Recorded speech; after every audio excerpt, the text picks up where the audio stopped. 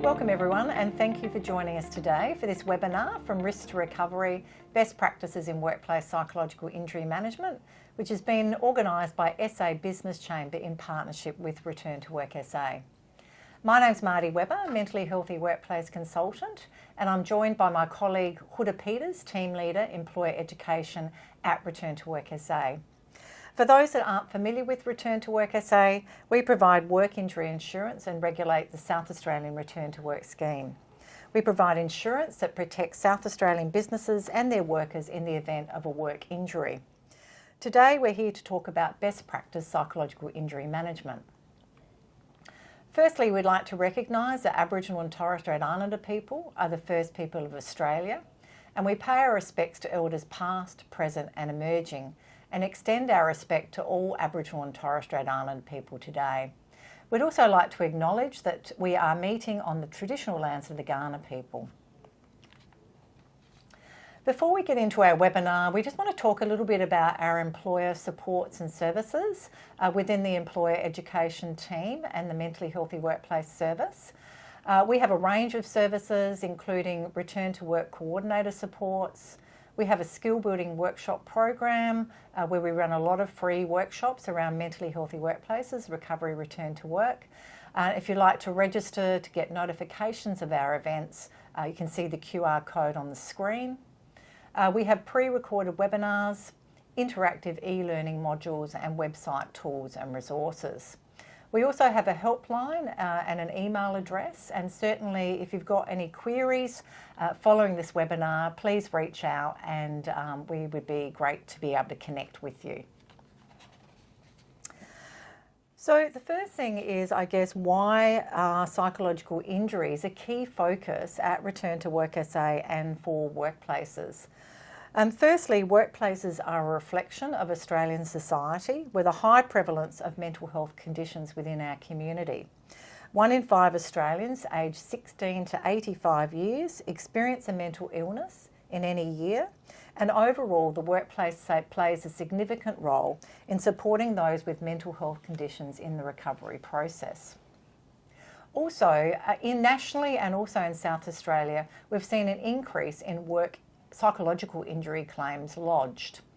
And generally, psychological injury claims have longer recovery times, higher costs, and result in more time away from work than physical injuries. In some cases, individuals with physical claims may also develop psychological injuries. This can be a consequence related to the physical injury, but can also arise where workers feel isolated during the claims management process, or they perceive that they have been mistreated as a result of the physical injury claim. It's also important to keep in mind the human side of these claims, which can have a significant impact on individuals, families, workplaces, and the community as a whole. And finally, at Return to Work SA, we recognise that there are various capabilities within workplaces to identify, respond to and manage psychological injuries and claims. So keeping all of this in mind, Return to Work SA has designed an evidence-based guide to help workplaces to proactively manage psychological injury claims. It's a single practical resource that integrates prevention, early intervention and return to work, and enables workplaces with the knowledge and tools to take action. So key features of the guide are we've got resources at the end of each section, we've got a hard copy and digital versions available. It goes through mental health supports available within our community, those that are those everyday supports, but also those of more critical nature. And at the end of the guide, there's also a glossary of key terms. To get the most out of today's webinar, we encourage you to download the Workplace Psychological Injury Guide via the QR code on the screen. The webinar is designed to follow the same structure as the guide, so you can easily follow along or take notes or refer to each of the sections as we go. The first thing to acknowledge when it comes to managing psychological injuries in the workplace is that everyone has a role.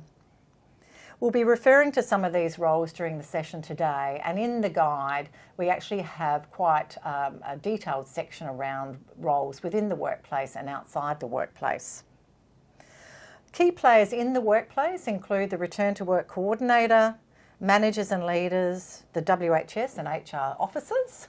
So in relation to the Return to Work Coordinator, Huda, do you want to just talk a little bit about the role of the Return to Work Coordinator within a workplace? Sure, thanks Marty. So Return to Work Coordinators play a pivotal role across all work injury claims. So they are a legal role, so when an employer has 30 or more staff for a continuous period of 3 or more months, a Return to Work Coordinator is required to be appointed and trained. And yeah, they play a really important role, particularly in psychological injury claims, but in all claims.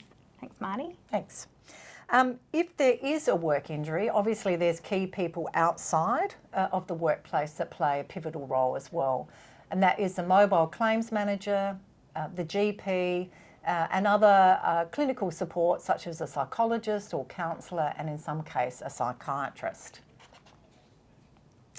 The first part of the guide is around prevention. And as you can see on the screen, prevention is better than cure. A proactive approach is the best way to prevent psychological harm. A key to prevention is creating mentally healthy workplaces. And employers can create a mentally healthy workplace by focusing on these 3 key pillars of protect, respond and promote.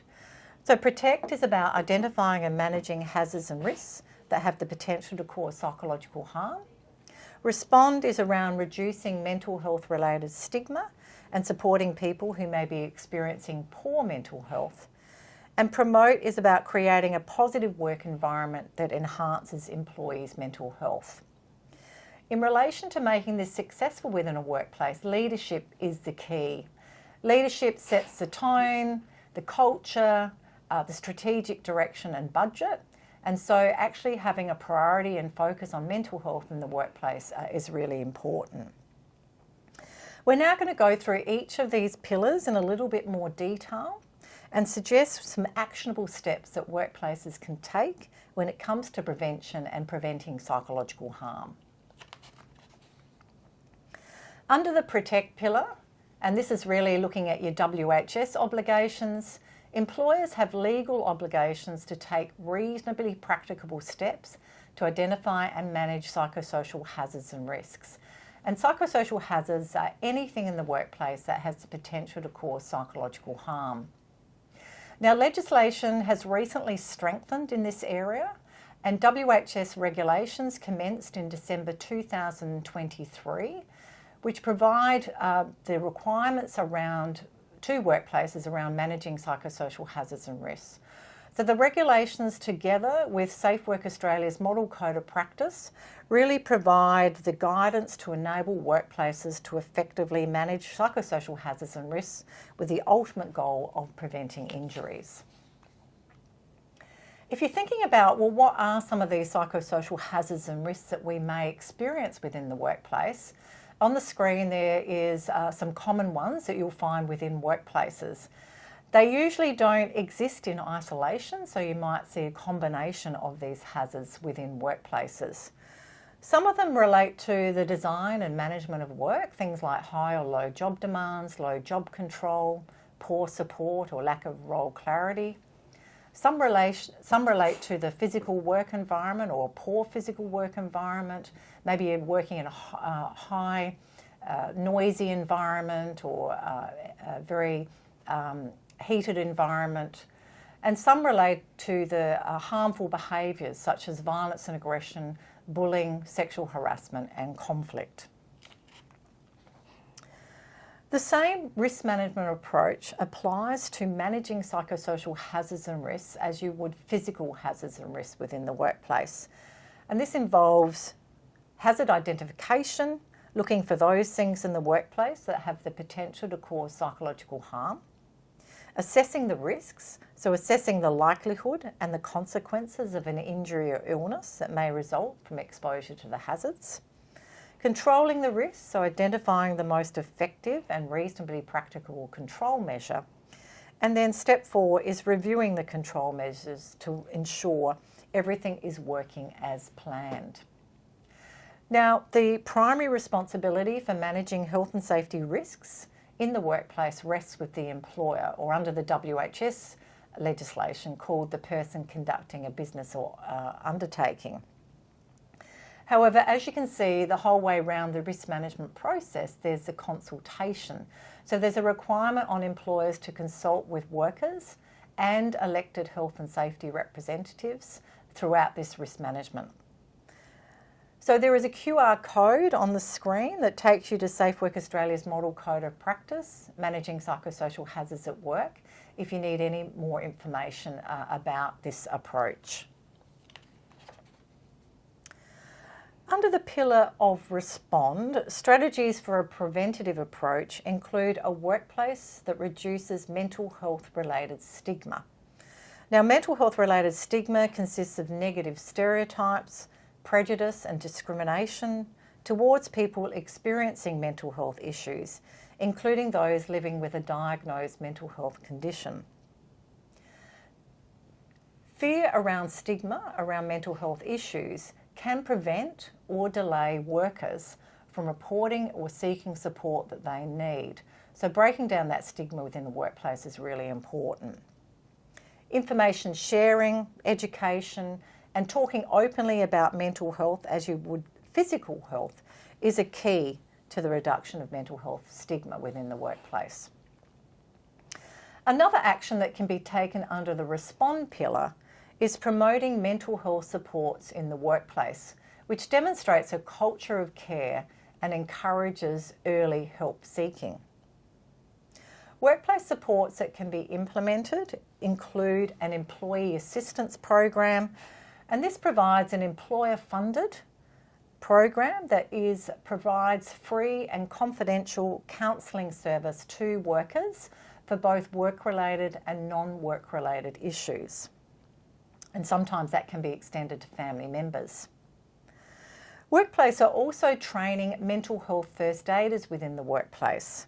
And like physical first aiders, mental health first aiders attend accredited training and provide early intervention support to recognise, understand and respond to a co-worker experiencing mental health struggles. If you're a smaller workplace, you may not have an employee assistance program, or even if you are a larger workplace and do have an EAP, a really good strategy is to promote the free community mental health support services that are available. On the screen and at the back of the guide, we've actually provided a list of community mental health services that are available that can be promoted at workplace level. This includes national services such as Beyond Blue, Lifeline, 13 Yarn for Aboriginal and Torres Strait Islander people, and also a service called New Access for small business owners. This is a Beyond Blue program, which is a mental health coaching program for small business owners with less than 20 staff or for sole traders. Some of the state-based mental health services that are available are the Lived Experience Telephone Support Service. This is based in metropolitan Adelaide. And this allows people to access trained mental health workers with lived experience on the other end of the phone that can help you to connect to the support that you need. For regional South Australia, there's regional access for people living or working in regional South Australia. And this provides a telephone and online counselling service for people 15 years and over. And finally, there's the Medicare mental health centres where you can have a look up and see what centres are available in Adelaide, but also in some regional locations. And also the Medicare mental health website provides access to reputable digital mental health resources, so phone lines, apps, and also mental health programs, digital mental health programs. So under the promote pillar, another key to preventing psychological injuries is to build psychological safety. Psychological safety is the belief that one will not be punished or humiliated for speaking up with ideas, questions, concerns or mistakes. You want people to be able to voice their concerns within the workplace or report issues early, such as psychosocial hazards and risks, so that they can be resolved early and hopefully prevent injuries and claims from occurring in the first place. Another area under promoting positive mental health is setting up effective HR systems, human resources systems. And this help creates environments where employees are treated fairly, respectfully, and where employee wellbeing matters. I wanted to spend just a little bit more time talking about effective HR systems because they can create a workplace of trust, transparency and open communication. So it's thinking about what workplace policies and systems you have around HR, and it also can overlap with WHS. So do you have meaningful consultative arrangements in place where workers can express their view and contribute to decision making and the development of policies and procedures?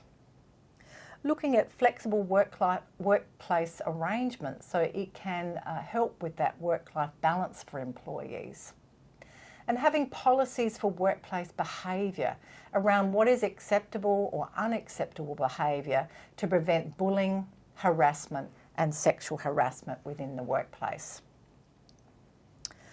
Another important HR process is around performance management. And having processes in place where workers perceive their treatment as fair, equitable and unbiased. So having transparent procedures for performance evaluation, making sure issues are addressed early, particularly where there is underperformance.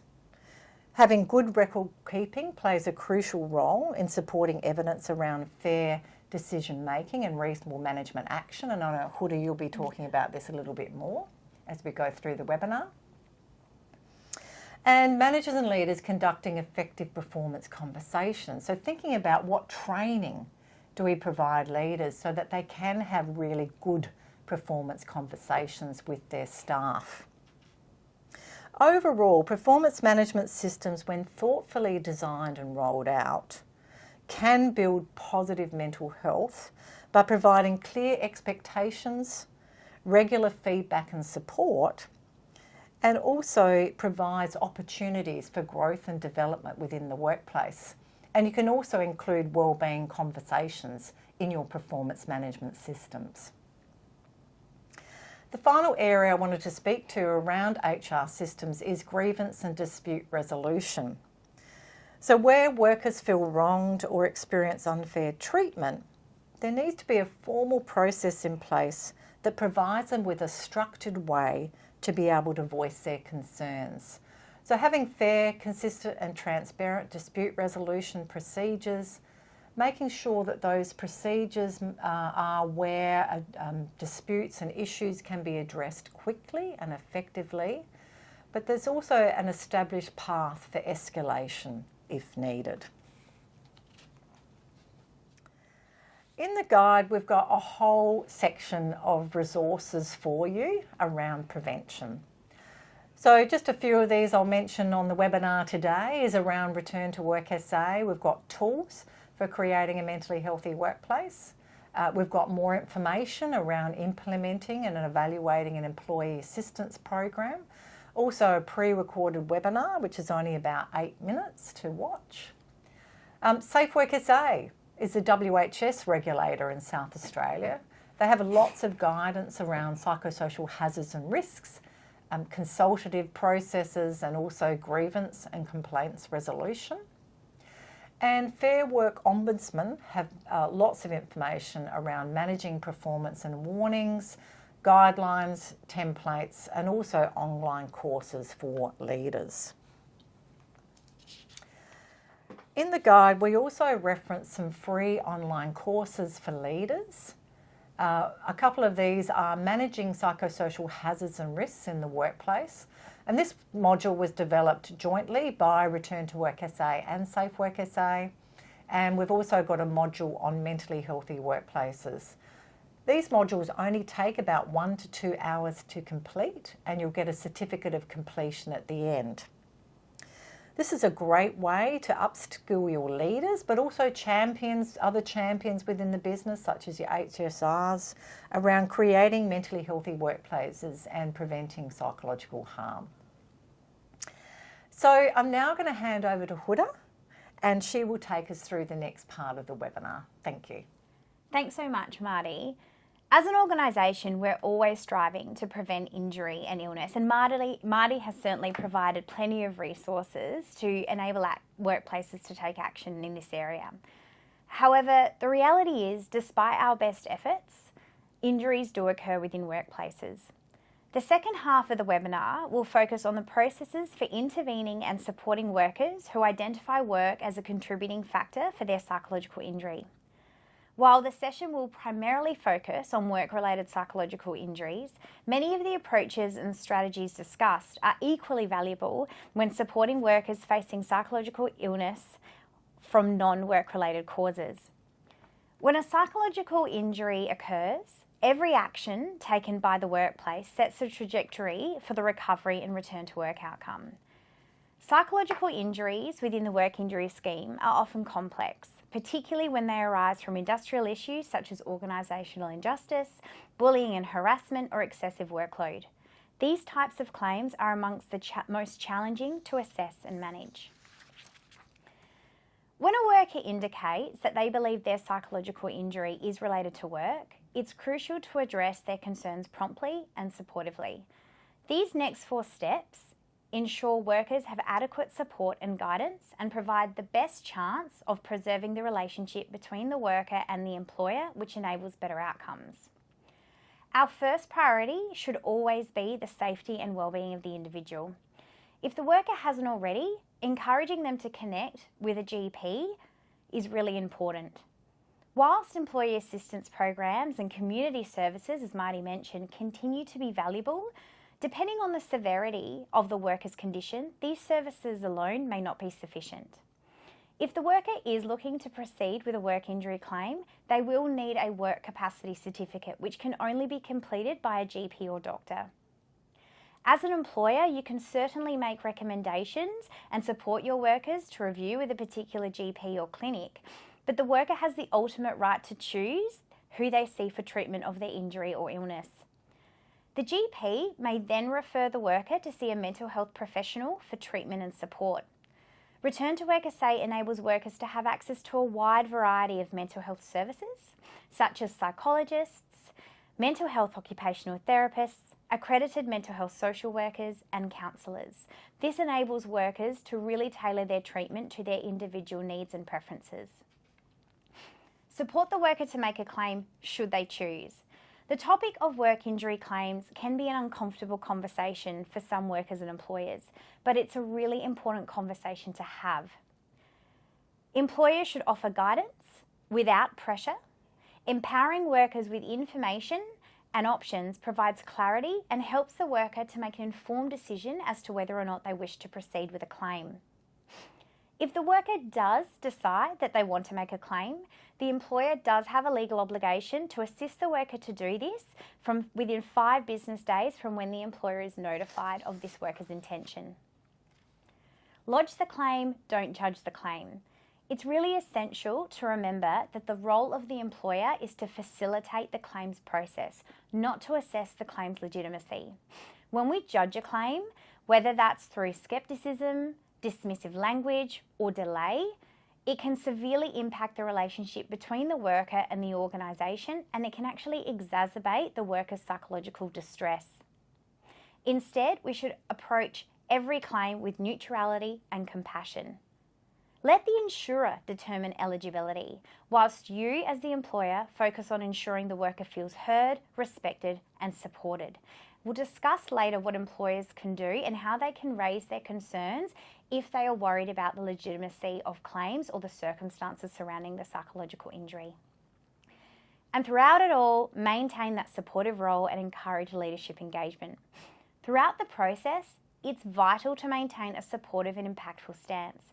Organisational return to work coordinators play a central role in managing work injury claims, and in the case of psychological injury, they can be a particularly valuable connection and positive connection point for the worker. Because the return to work coordinator's role is impartial and should be focused on facilitating a safe and sustainable recovery and return to work. They can really help to build trust and stability during what is a vulnerable time for the worker. It's also important to consider the relationship between the worker and their manager or leader. Where appropriate, maintaining the connection can support recovery and reintegration into the workforce. However, if the leader is perceived to be the source of the psychological harm, such as in cases involving bullying, harassment, or organisational injustice, early engagement might actually be counterproductive or even harmful. In such situations, the return to work coordinator's neutral and supportive presence becomes even more critical, helping to bridge communication and ensure the worker feels safe and supported without re-exposing them to distress. Workers can lodge a claim directly with their claims agent, or with the worker's consent, employers may lodge the claim on their behalf. The quickest and easiest way to report a claim is via the Return to Work SA online services portal or by contacting the claims agent directly by phone. To determine whether your organisation has been allocated to the claims agent EML or Gallagher Bassett, employers can use the claims agent lookup tool on the Return to Work SA website or simply scan the QR code that has been provided within the guide. If your worker does not want to lodge a claim, you may still be required to notify your agent of the injury. The Return to Work Act does require notification of a workplace injury if a worker has received medical treatment or the worker has lost time from work due to the injury. Notifying of injury, even when the worker doesn't want to make a claim, also means that the information is available to the claims agent should the worker change their mind and decide to lodge a claim later on. Following the submission of a work-related psychological injury claim, the claims agent is responsible for determining whether the claim is compensable under the Return to Work Act. To be accepted, the psychological injury must have occurred in the course of employment.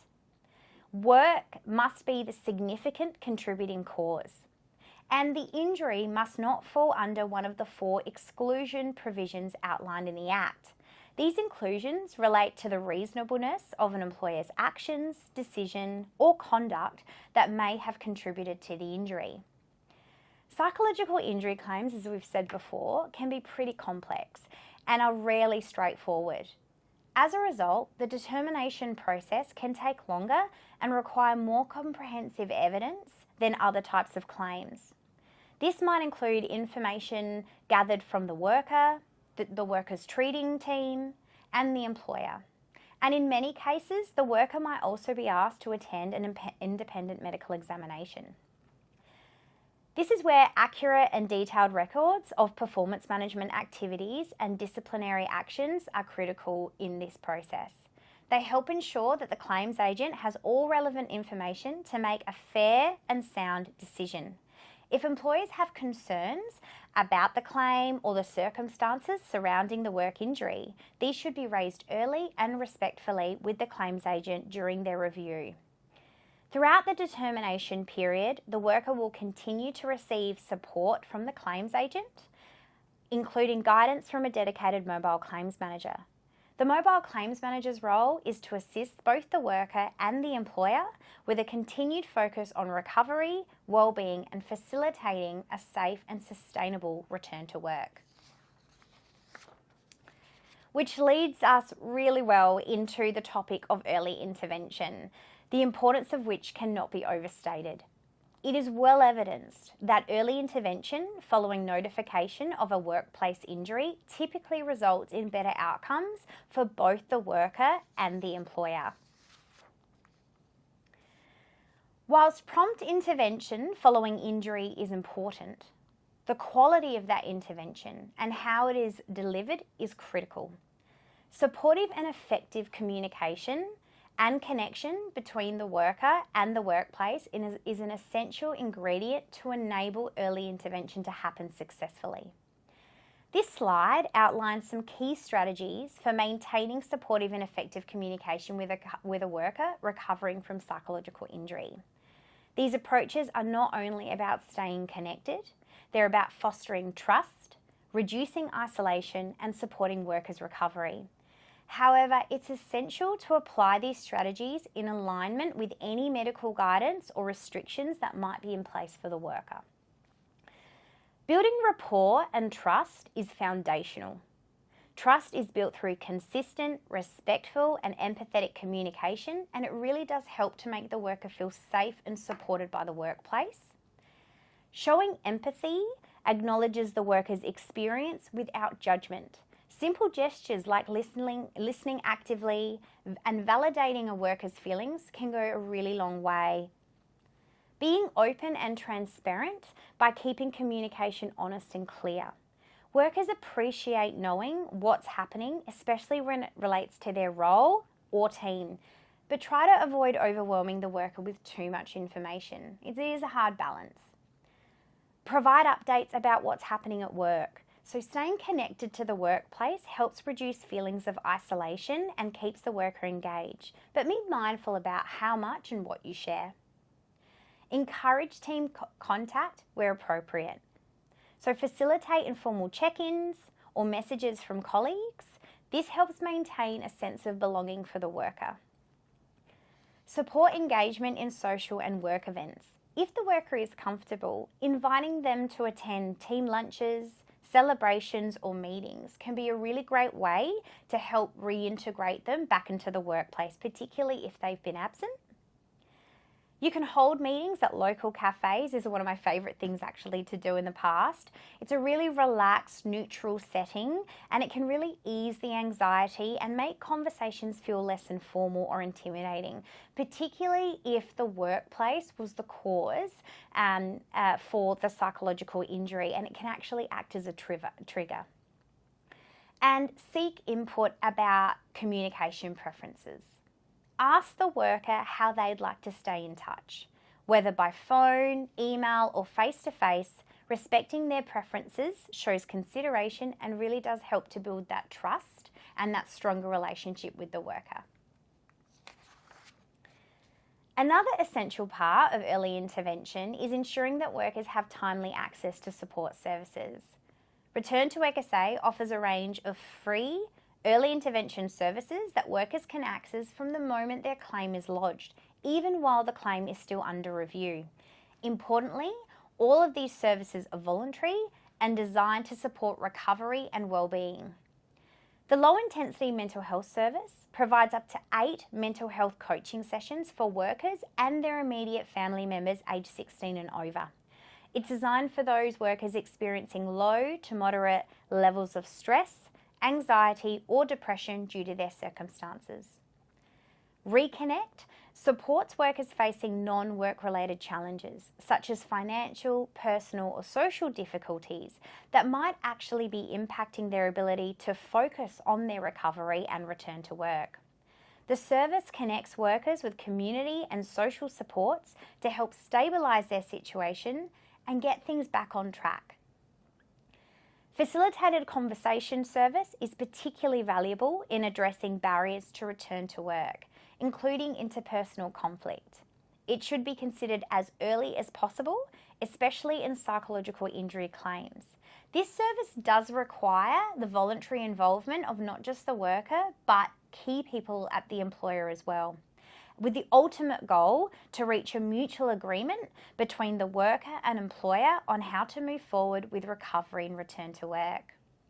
To learn more about these services, Return to Work SA has developed a short 9-minute video accessible via the guide or by scanning the QR code on the screen. Recovery and return to work. A worker's likelihood of returning to employment significantly diminishes the longer they are absent from the workplace. In fact, research shows that after just 3 months away from work, the chances of a successful return to work drop substantially. Ensuring workers are supported to return to work is beneficial to the worker's recovery and their overall mental and physical well-being. But why is work so important? There are so many health benefits of good work. Work helps keep us physically active, and that's as equally important for physical health as it is our mental health. It helps to promote structure, maintain routine, and provide financial security. But mostly, it keeps us connected socially. The biggest barriers to a worker's recovery and return to work are often developed in isolation. And it's this isolation and disconnection that can lead to or exacerbate an existing psychological injury. For employers, there are also many benefits to supporting workers to return to the workplace. The cost of recruitment and training is reduced because we're retaining our staff, and that also means that we're retaining necessary knowledge and skills within the business. And of course, we're reducing the impact on our premiums, which means that we're reducing our financial impact of work injury claims. It is important to recognise that every person recovers differently, and there are many factors that can influence how and when a worker recovers following a workplace injury. What matters most is progress, not comparison. This is especially true for psychological injuries, where we know that work and recovery take longer, may involve setbacks, and can include periods of reduced productivity or intermittent time away from work, even after the worker returns to their duties. Psychological injuries are often referred to as invisible injuries. However, in many instances, there are signs that a worker is struggling, and this can manifest through change in behaviour and physical symptoms. People with psychological injuries can experience difficulties with thinking processes, organisation and planning, social interaction, or expressing emotion. And as mentioned, most also experience physical symptoms and changes in functioning. Being mindful of these potential behaviours can actually assist employers and workers to better support the recovery and ensure appropriate consideration is given when planning and monitoring the worker's return to work. It's important that employers take an empathetic and considerate approach when identifying these symptoms. Addressing these issues in a performance management context can further exacerbate the issue. Looking at these as potential psychological decline and providing gentle support to the worker goes a long way to assisting in recovery and mitigating complex psychological injury claims. When planning for a return to work, it's essential to be guided by medical advice and the worker's certified capacity. This ensures that any adjustments made are safe, appropriate, and supportive of recovery. In cases of psychological injury, we do need to look beyond the physical capacity. It's important to consider the broader context, such as the workplace environment, interpersonal relationships, and how changes in cognitive and emotional function can actually affect a worker's work performance. A successful and sustainable return to work is far more likely when reasonable adjustments are made early. And some of those reasonable adjustments include modifying the worker's role or team. So this could be due to personal conflict or environmental factors like noise, which can actually affect concentration. Providing a buddy, so a support person that can assist with memory challenges and help the worker stay on track. Use a graduated return to work schedule. So graduated return to work schedules are great to help structure daily tasks and support gradual reintegration into the workforce and to the workplace. Offer flexible work arrangements, so options like working from home or flexible start and finish times can reduce stress and accommodate medical appointments. Allow breaks as needed to manage symptoms such as anxiety or fatigue. Reduce responsibilities to avoid overwhelming the worker by temporarily removing high-pressure tasks, conflict resolution roles, or customer-facing duties, and think about reassigning them to tasks that are more predictable or routine and can actually support stability. Avoid exposing them to triggering individuals or situations, especially those that have been linked to the injury or the cause, and reintroduce emotionally demanding tasks gradually. And you can also think about limiting participation in meetings or presentations. This is a valuable adjustment for workers recovering from psychological injury. While it helps reduce cognitive demands such as concentration and information processing, it also addresses other important factors such as anxiety and social discomfort, triggering individuals or dynamics, and alleviates performance pressure. Engaging the workers' treating team in return to work planning, where consent is provided, can also be extremely valuable. Mental health professionals can help set realistic expectations and support a sustainable return to work, particularly when treatment is integrated into the return to work process. Just as Marty provided some really valuable resources about prevention, the guide also provides many resources for recovery and return to work. But there are 3 key resources that I just want to mention here. The short 6-part video series created in conjunction with the It Pays to Care team is a really valuable tool, and this video series focuses on what employers can do to improve work injury experiences and outcomes, minimising the impact of psychosocial factors.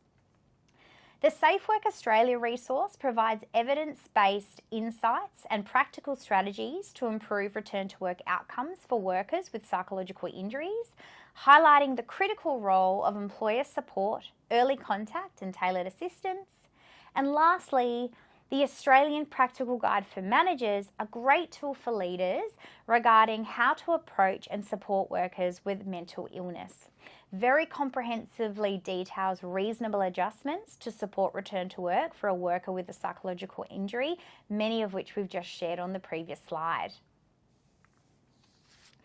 Well, thank you so much for joining us for today's session. We hope that the information shared has been valuable in helping you better understand how to prevent and support workers experiencing psychological injury and facilitate sustainable return to work outcomes.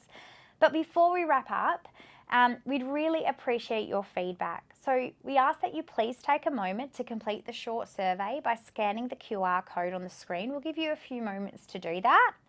Your input really will help us evaluate not just this webinar, but the usefulness of the Workplace Psychological Injury Guide. We really do thank you again for your time and your engagement. And as part of Mental Health Month, Return to Work SA is really proud to be a sponsor of SA Business Chamber's biggest mentally healthy business breakfast, which is being held on the 31st of October this year. Tickets are still available, and if you'd like to come along, just scan the QR code on the screen, and we look forward to seeing them there, don't we, Marty? Yep, and thanks everyone for being with us today. Thanks so much.